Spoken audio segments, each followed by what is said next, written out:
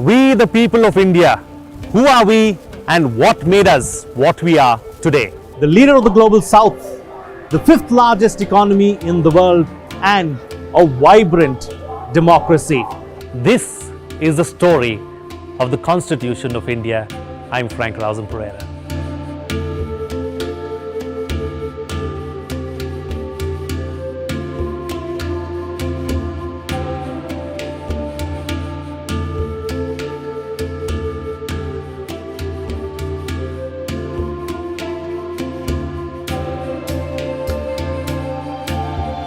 The Indian Constitution is more than a legal framework.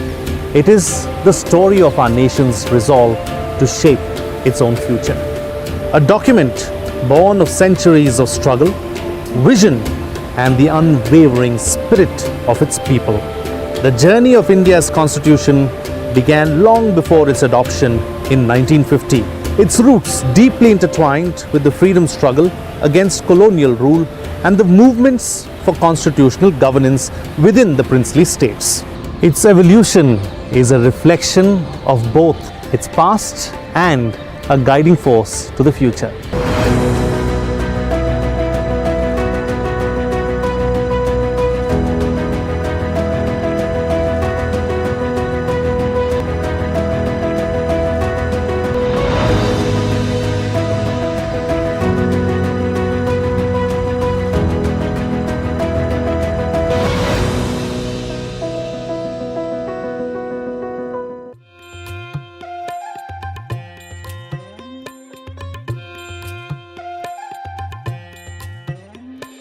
India has celebrated Republic Day each year since 1950 to honor the day the Indian Constitution came into force, marking the nation's transition from colonial rule to swaraj, or self-governance.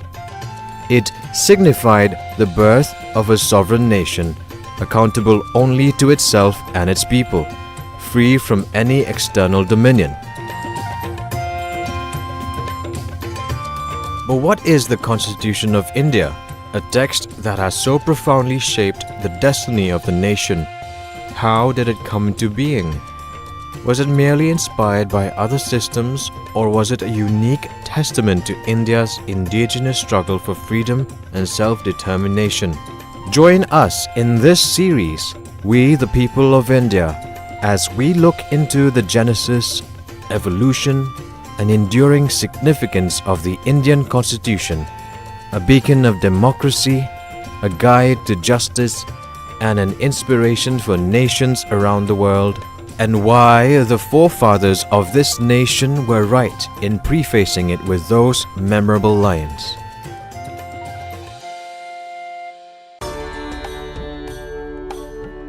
The Indian Constitution represents a culmination of centuries of struggle, debate, and the undying belief in justice, liberty, and equality.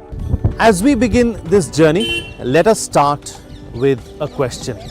What is a constitution, and what does it mean to uphold constitutionalism? What is the Constitution? A Constitution is a people's document. And it should never become a document for lawyers only, or a preserve of parliament. It should be we the people of India, says the preamble, who are sovereign. That does not mean we don't need the executive, don't need the parliament, of course we don't need the judiciary, but of course we need the institutions of state to be governed. Self-rule implies governed by people whom we elect. But also knows how we rule ourselves. So in a sense, what's a constitution? A constitution is a living tree. We mean by idea of a constitution, some people mean by the text of the constitution, what the government or press publishes as constitution. Some people mean interpretation of the constitution. And some people mean the spirit of constitutionalism. So one can go roam around and make one's choice, pick one's meaning depending on the context. The enduring commitment to self-governance and democratic ideals enshrined in the Constitution is a testament of resilience and vision shaped by the movement of independence and constitutional governance that sought to give the people not just freedom but the tools to define their destiny.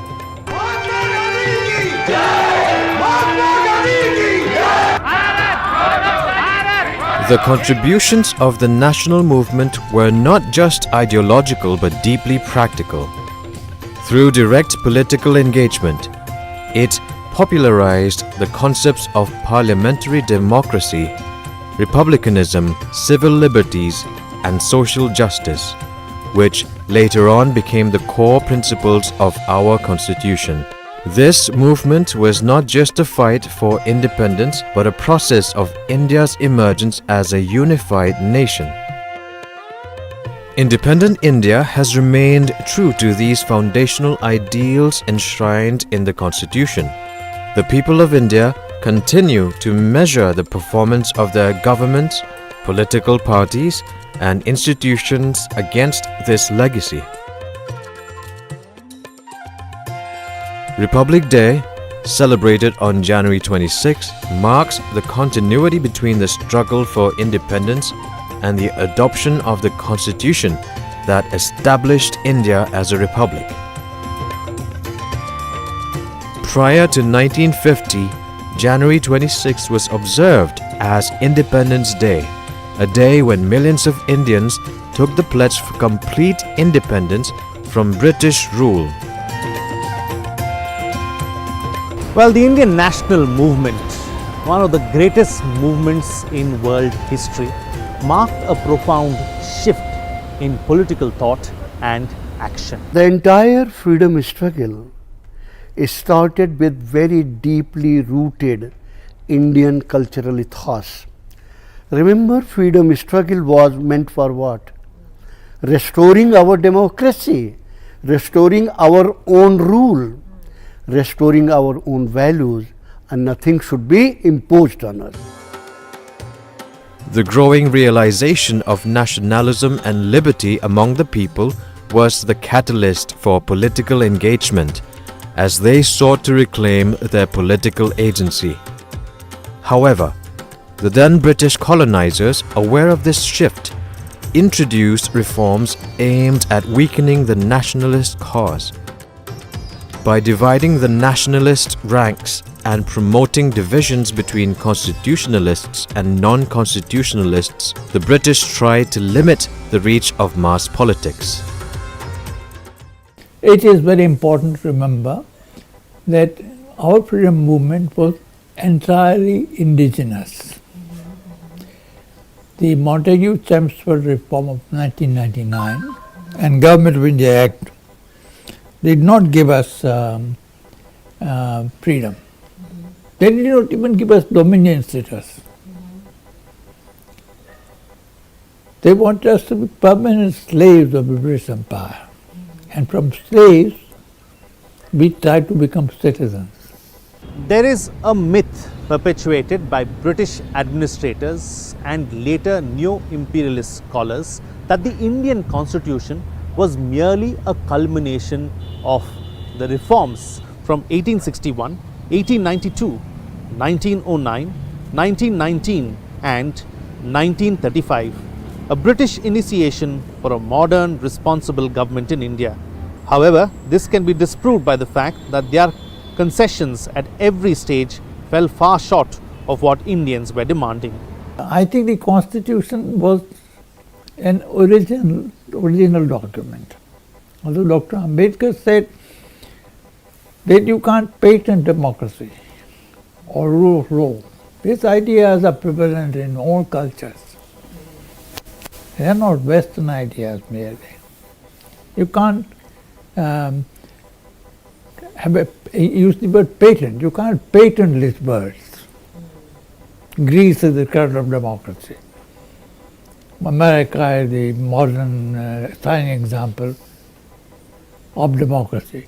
You can't patent this idea. So I beg to be clear that there is only the colonialists will call this plagiarism, where you borrow freely from other idea and make it on your own. For Baba Sahib, it didn't matter where the ideas were universal looking. Remember that even in Rig Veda, it is said that king does not have the complete authority. He has to go by the advice of members of Sabha and Samit. Decisions made by Sabha and Samit, king has to follow that. And at the same time, Sabha and Samit could not decide anything it wants. Sabha and Samit has to follow the dharma, meaning by the rules of law. That was the kind of thing mentioned right from Rig Veda. We get in Yajur Veda, we get in Athar Veda, we get in Panini's things. And imagine Mahabharata, one of the earliest texts in the world, mentions, even imagines the second house, like you see we have today, Lok Sabha, Rajya Sabha. Rig Veda we are finding Sabha and Samiti. And in Mahabharata, I am quoting again something, very clearly mentioning the second house. The nationalist demands were far more advanced than British practice. Demands such as at least half the members of the councils be elected and that there should be male adult franchise, votes by ballot, power to the legislative councils to vote on finance bills, etc. Where the imperial practice was a wholly nominated body of a maximum of 17 members with an official majority and token Indian members. The 1892 Act introduced elected members, but they were still in a minority and they had limited powers. But that didn't change things for India because it was the start towards democratic self-rule. British started thinking in some Monto-Midlo reform or 1930 thing or 1935 Act. It is because of constant demand by Indian and Indian aspiration. The clearest term comes from Tilak, swaraj mera janma siddha adhikar hai, it's my birthright and I will have it. He does not say give it. Mind the language. Swaraj मेरा जन्म सिद्ध अधिकार है, मैं लेकर रहूंगा. With this kind of thing, things started. Up, look at the history of Bengal, Bihar, this area. People like Maharshi Aurobindo and all that, Amshilan Samiti, all that began and put the British how to keep the control not only on the country but also on the people. So this was a kind of camouflage that you participate in administration. Real desire was to somehow keep fooling Indians. In response to the British insistence on imperial oversight, Indian nationalist leaders strategically engaged in constitutional reforms. They made their mark in legislative councils, municipal bodies, and later in popular ministries from 1937 onward, pushing for changes that would alleviate the people's hardships and inspire confidence in self-governance. The defeat of colonial governments in legislatures, particularly in 1920, and the exercise of municipal power across cities and towns boosted the political self-worth and confidence of the Indian masses, despite decades of being denied political participation.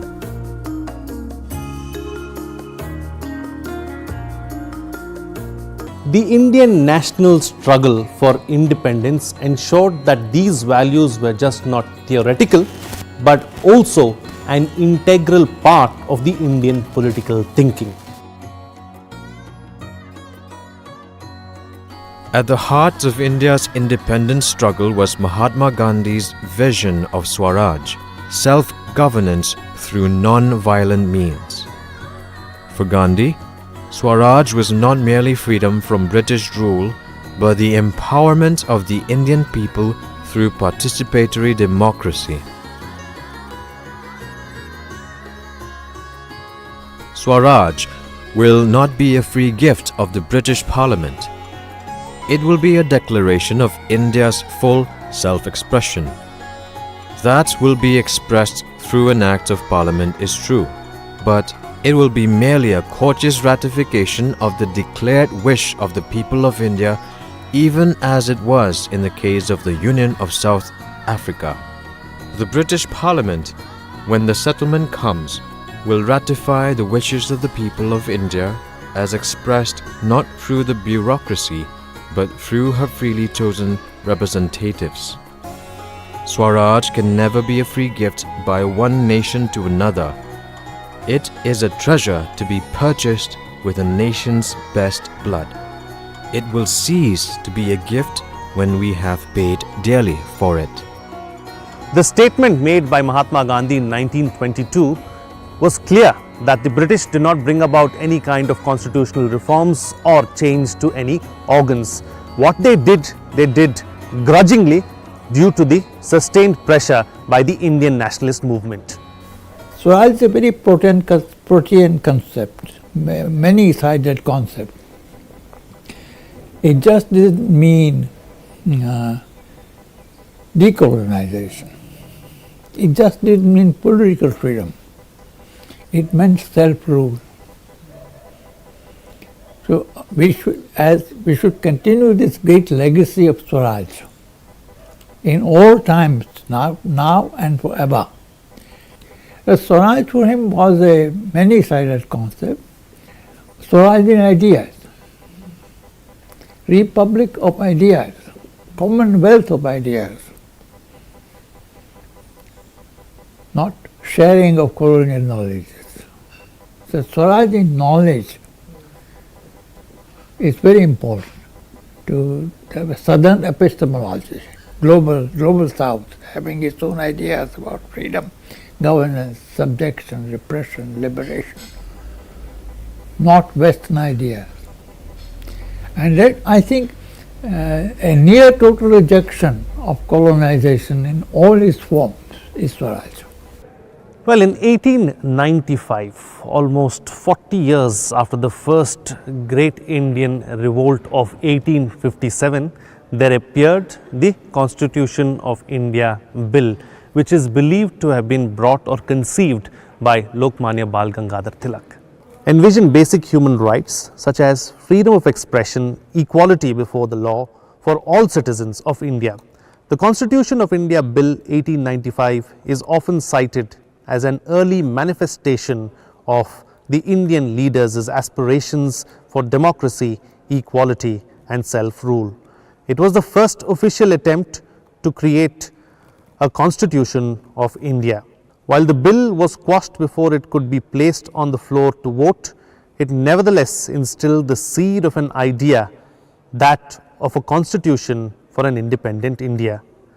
40 years later, the GOI Act of 1935 failed to satisfy the repeated Indian demand, first made in 1895, for a declaration of the rights of the people of India. It was certainly a rejection of idea of dominion status. As a full-blooded, there are two kinds of movements for self-determination. One was the Home Rule, and Madame Annie Besant was very prominent in it. And so was Tilak, in a sense, two movements of Home Rule. Against the accusations that the Constitution lacked originality and had borrowed heavily from pre-existing GOI Acts and from constitutions of other nations, the Indian leaders felt no necessity to abandon the constitutional legacy of the pre-independence period at the time of writing of the Constitution of India and start on a clean slate. It was organic and indigenously built on the hard-lived experience under the yoke of imperialism and the many sacrifices for freedom. It was an imperial concession of some sort to freedom movement. It was what I call jurisprudence of concession. Give them some reforms, but not full freedom.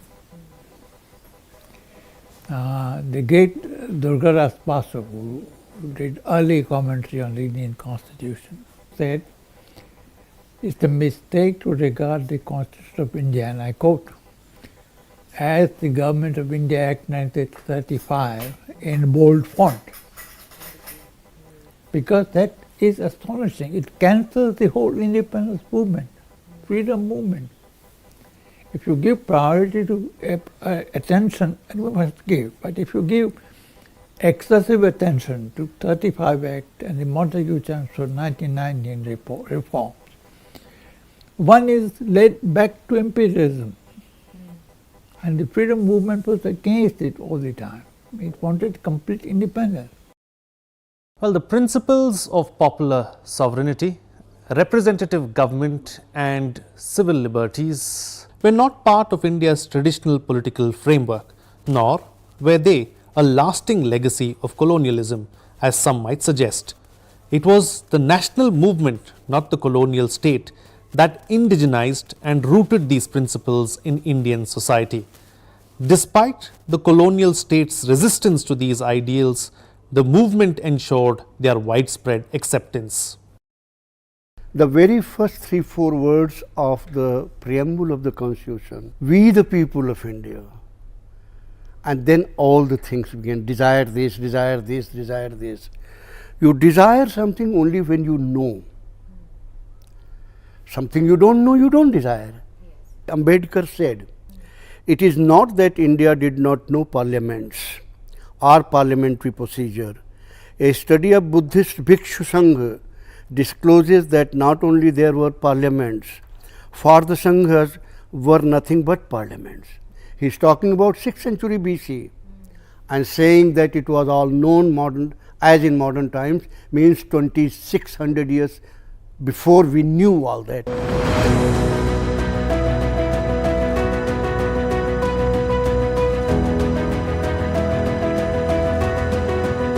The legacy of the national movement is best understood as a commitment to political and economic independence, modern development, the eradication of inequality, and the protection of civil liberties. It was a movement that sought not only political freedom but also social and economic justice, achieving these goals through inclusive and accommodative politics. This vision, supported by a broad majority, laid the groundwork for India's future as an independent republic.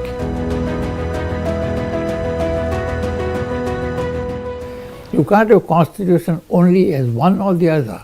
The constitution can't be only for governance of people. The constitution can't only for development of people. The constitution cannot be only for justice of people. And the constitution cannot be only for rights of people. It's all the four, but the four are in conflict. And Dr. Ambedkar always maintained this, that there are antinomies, contradictions in the Constitution. And he famous speech at the time of adoption of course, we enter a life of contradictions where we have social equality, total inequality, but political equality. Large number of petitions addressed by citizens to Constitution, and they were acknowledged. These postcards or letters were acknowledged. In some there was action taken and incorporated in the Constitution itself. So citizens played a considerable role in the framing of the Constitution. So let us own it. It's our document.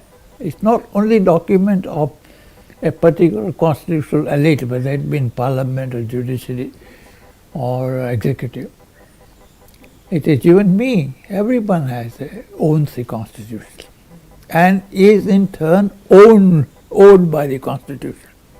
More than just the form, it was the spirit of democracy, the belief that power must rest with the people, that the national movement instilled in the Indian consciousness. This spirit continues to guide India's democratic processes and is central to India's constitutional framework.